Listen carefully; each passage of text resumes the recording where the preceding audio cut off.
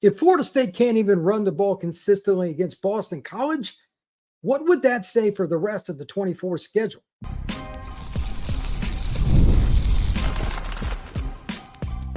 You are Locked On Seminoles, your daily podcast on the Florida State Seminoles. Part of the Locked On Podcast Network, your team every day. Welcome back into Locked On Seminoles for the second episode today. Thank you for making Locked On Seminoles your choice for Florida State football. And I am ready to break down a very key factor for the Noles against the BC Eagles. Can Florida State consistently run the football against Boston College? After breaking it down, I was dead wrong on what I originally thought I was going to publish, because the secondary part of the stats tell me something completely different than the first. So first one to lead up. In the secondary part, we're going to talk about why Florida State should be able to run the ball. Hint, if they don't, it's really bad news, not only for this game coming up on Monday night, but quite frankly, for the rest of the 2024 season. So let's not waste any time. And once again, thank you for coming in to stop and see me a second time today. Here's the deal. BC's got some big guys coming back. They got some good starters. I'm going to go over those guys right now with you. This is what you want if you're a defense coordinator. They got veterans. They got guys that got some size. They've got some guys that, quite frankly, probably want to get out there and make it happen. That's the only point I'm going to make right now. I'm just going to go over who they are, their sizes, and their stats from last year, and we'll kind of go from there. But this is a couple different things here. You got to remember, starters don't make a unit, especially on defense. Which is it harder, to play defense or offense in terms of using energy? It's always defense. Why? You got 11 guys. You hear coaches say this: 11 guys to the ball. On offense, a lot of guys stop. What's not when the ball goes up? You'll see running back stop, O-lineman stop. Defensive players got to turn around and run. It's harder. So starters don't make everything. Remember that as we go forward here. Probably going to mispronounce about every single name here because these are not easy. Bear with me, but these are some of the key guys that they've got coming back, and these are the main five. Defensive end, Nito Opala, 6'1", 250, 10 starts last year, so he's definitely a veteran. 26 tackles, 5 tackles for loss, a couple of sacks. Okay, it's a good start for Boston College. Donovan Izaruka, 6'2", 247, another edge player. 13 starts, 53 tackles, 6.5 tackles for loss, 2 sacks. Probably their best guy up front, I would guess. The stats, 53 tackles, okay. That's a pretty good ball player. Both these guys I just mentioned, they are seniors. Next, junior defensive tackle, Quan Williams, 6'2", 306 pounds. He didn't have any starts last year, had 9 tackles. I brought him up because of his size and is an upperclassman. Again, remember, not all about starters. Just keep that in mind. So the 2 guys inside, I think, that will start, one of which was a big-time recruit transfer from Michigan, redshirt junior George Rook, 6'5", 282, 12 starts last year. 29 tackles, 2.5 tackles for loss, 1.5 sacks. All right, pretty solid player. And then fifth-year senior, nose guard, Cam Horsley, 6'4", 306, 13 starts, 41 tackles, 3 tackles for loss, 3 pass breakups. Now, depending on who you talk to, stats are for suckers. I've heard people say that. I don't agree. I'm a big stat guy. Most of the time, it's important to use them. That's your baseline. But like today, as I mentioned in the intro, there is a backstory. There is a backdrop. There is more data that is needed. Like this. I remember Cox, the linebacker, I forget the guy's first name, Brian Cox from the Bears, talking about a guy a long time ago that was in the NFL. And there's, how good do you think this guy is in the linebacker in the NFL? He's terrible. They're like, what do you mean? He makes all his tackles 4 to 6 yards down the field. Who cares?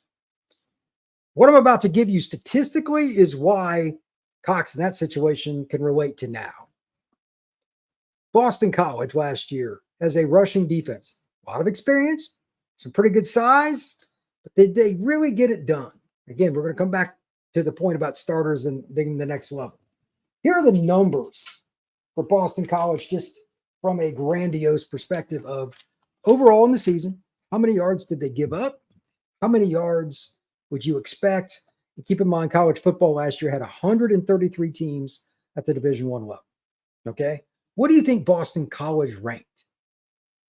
out of 133 teams rushing defense, what do you think the BC Eagles ranked? They were 121st in the nation and gave up 187.9 yards per game. That's not where you want to be. You are literally in like the 2nd percentile of terrible, or the 8th percentile of good. You know what I mean? Like, they're terrible. So Florida State, I know they stunk against Georgia Tech. 3.2 yards per carry, 90-some yards, blah, blah, blah. They're awful. No question. And as I brought up yesterday, Florida State, and well, a couple of times since really the game, Florida State has to hit this week. It's almost got to be an extension of fall camp. I am steadfast with that. And there will be a reaction show. I don't care what time I get to it. I got multiple games I'm covering on Saturday, but whenever I get to it, if Florida State, or excuse me, on Monday, I'll be covering a lot of different things. I got other stuff going on, but I don't care if it's 1 in the morning. I don't care if it's 1 in the morning.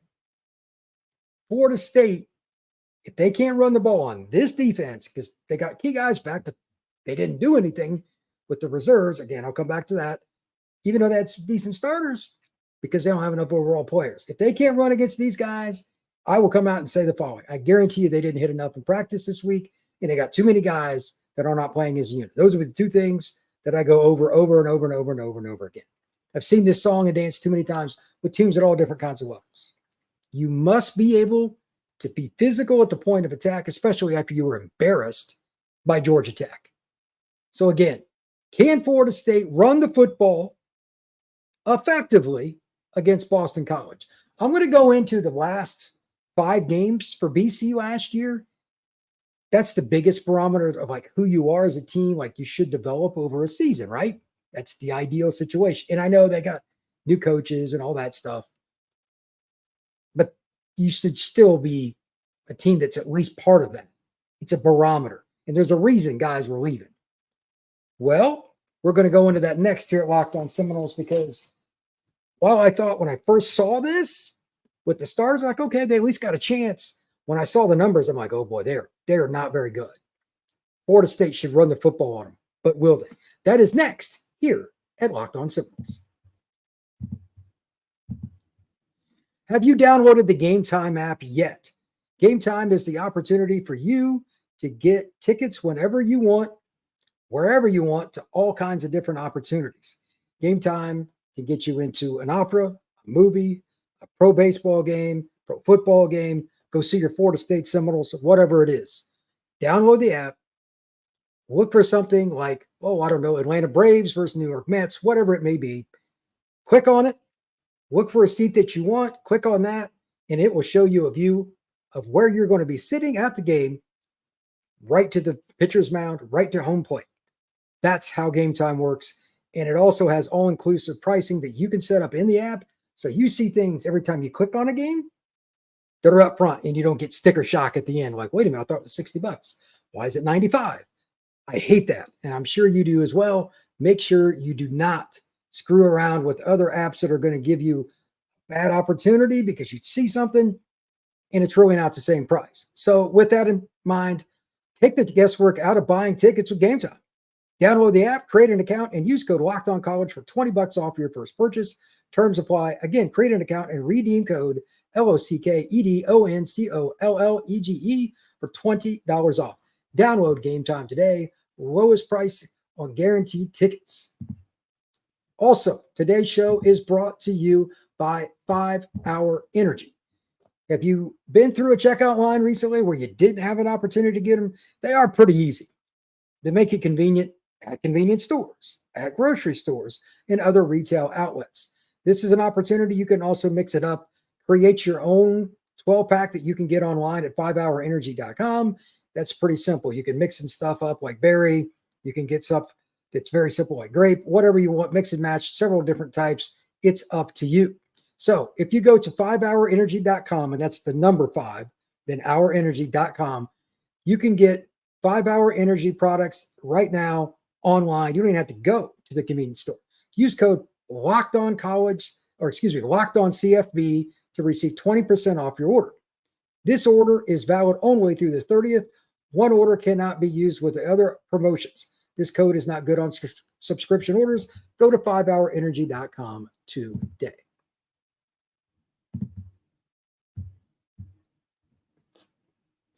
So what is the reason that I think, going from the start to the finish of my research, that Boston College should be a team that Florida State punches them in the mouth?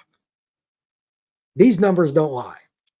I gave it a stat a moment ago. It was 187.9. That's for the season.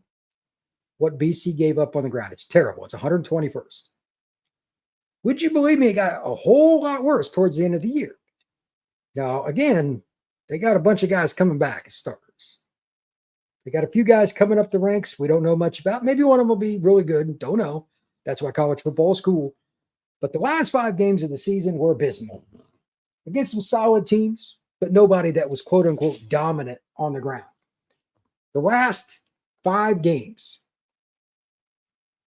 BC gave up the following. This is terrible. An average of 225 yards per game, a total of 1,127 yards, 6.1 yards per tote, 12 touchdowns. That equates to 2.4 touchdowns a game just on the ground. And of course, if you can run the ball, it sets up play action passing. That's open book. So why would anybody think that Florida State couldn't be able to run the ball?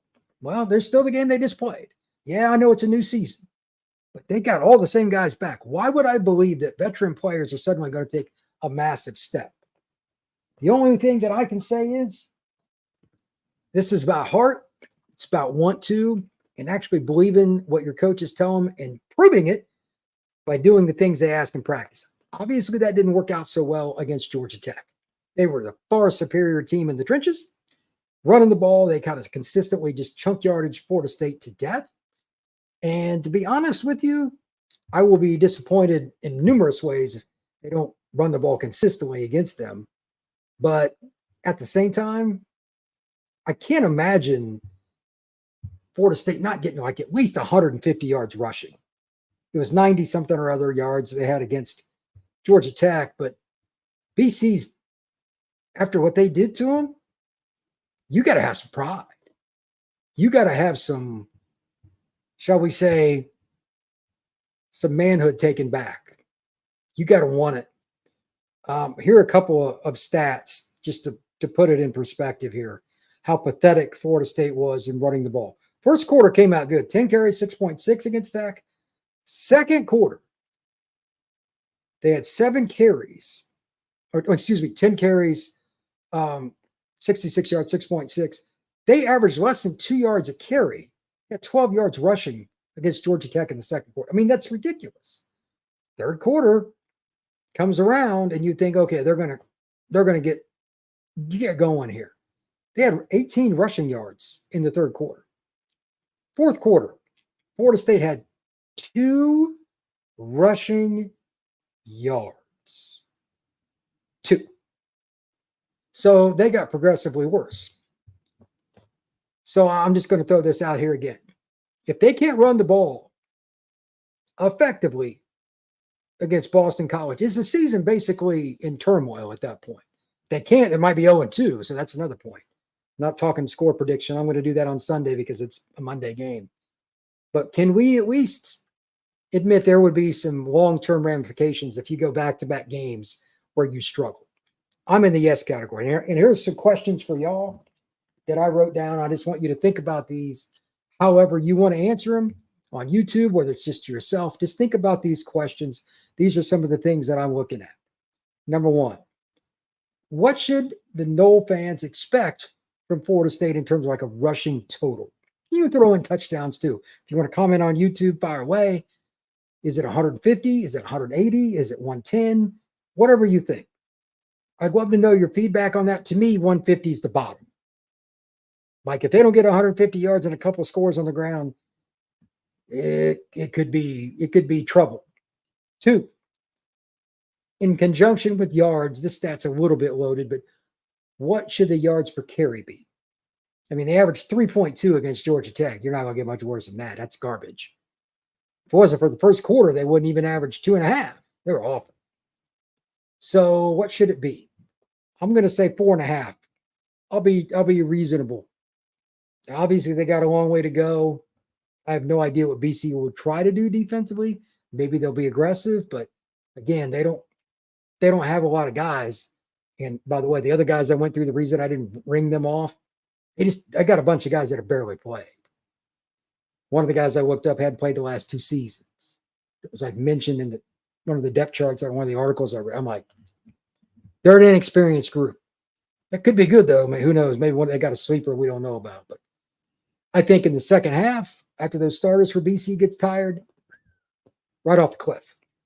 To me, 4.5 yards per carry is the minimum.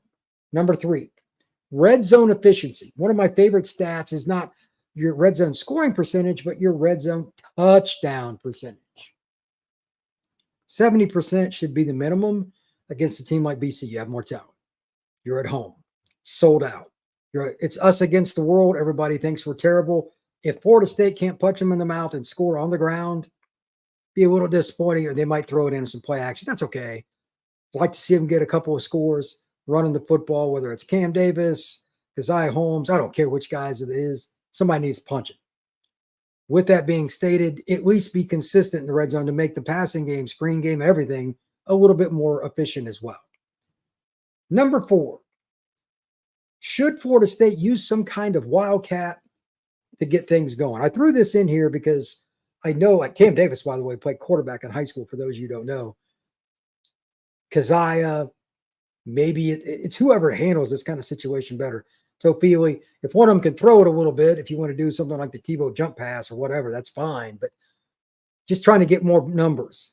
You move DJ out and you run the ball that way. That's a possibility. It does help your math up front. Just kind of throwing it out there. So again, does Florida State find a way to run the ball effectively, efficiently against BC? If the answer is no to that, second question for you. Is this season in jeopardy? Meaning, like, are we going to talk about 6-6, 7-5? Because if they don't run it efficiently based on how the passing game was in the last game, it's easier to fix run than pass, by the way. Florida State's probably in a lot of trouble.